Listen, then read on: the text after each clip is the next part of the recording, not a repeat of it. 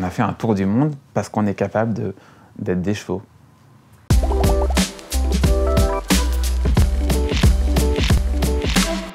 Wow! Bonjour, moi c'est Mathieu, j'ai 40 ans, parisien, restaurateur et fondateur d'une très très belle histoire qui s'appelle L'Homme Cheval.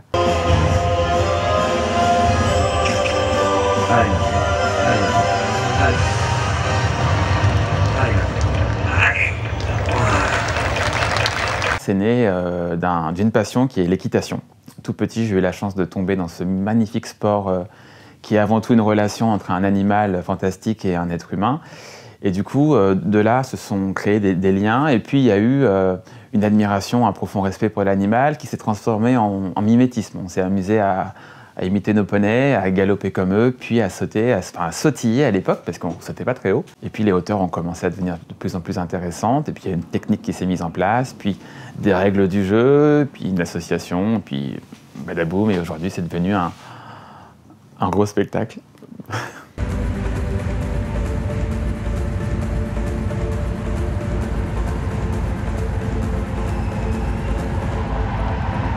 C'est une introspection de dingue en fait, c'est-à-dire que quand t'aimes ton poney, je veux dire toute ta semaine à l'école, tu dessines des poneys sur ton cahier, tu t'imagines sur ton poney à la plage, tu t'imagines en train de brosser ton poney, et tu t'identifies et tu lui donnes un petit nom et puis tu lui veux du bien, tu présentes à tes amis comme un membre de ta famille.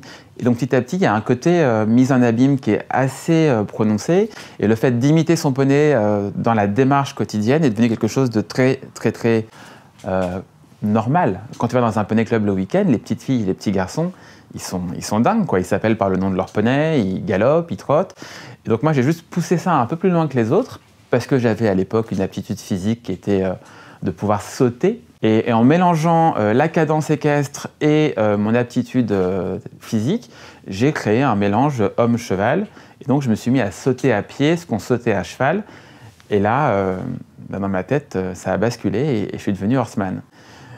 Et là, c'est compliqué à comprendre pour les gens qui ne montent pas à cheval parce qu'il y a toujours un regard un peu d'accord. Ouais, donc les parents, ils ont raté un truc dans l'éducation du petit. Là, le gamin, il court pas, il galope. Je ne peux pas te dire que c'est global. Je ne peux pas te dire que toute l'équipe est contaminée de la même façon que moi, mais je sais qu'on est au moins trois quarts de l'équipe à avoir dans la tête 3 ou 4 chevaux imaginaires. On a généralement ce qu'on appelle un cheval de vitesse.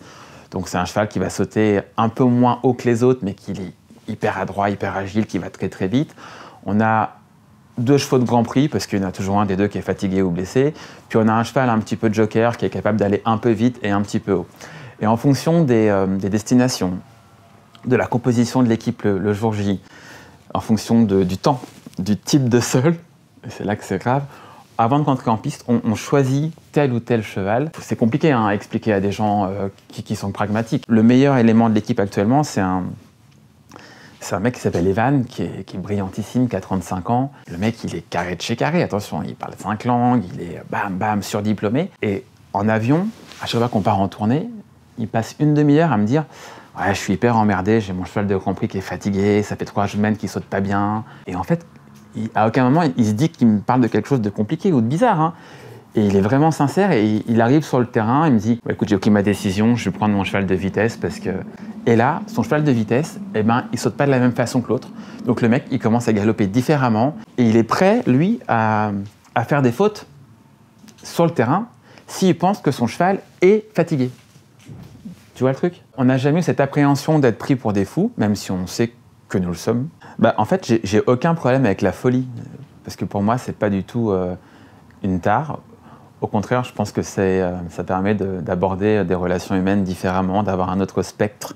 On est tout à fait conscient qu'on ne peut pas arriver dans une discussion classique et claquer. Bam, on est les hommes chevaux, on est sûr qu'il y a forcément une partie de l'auditoire qui va se dire « Ok, ça c'est un mariole, il essaye de faire le malin, ça c'est des Français, de toute façon, on ne peut rien y faire. » On prend la place de personne, on fait de mal à personne, on se moque de personne.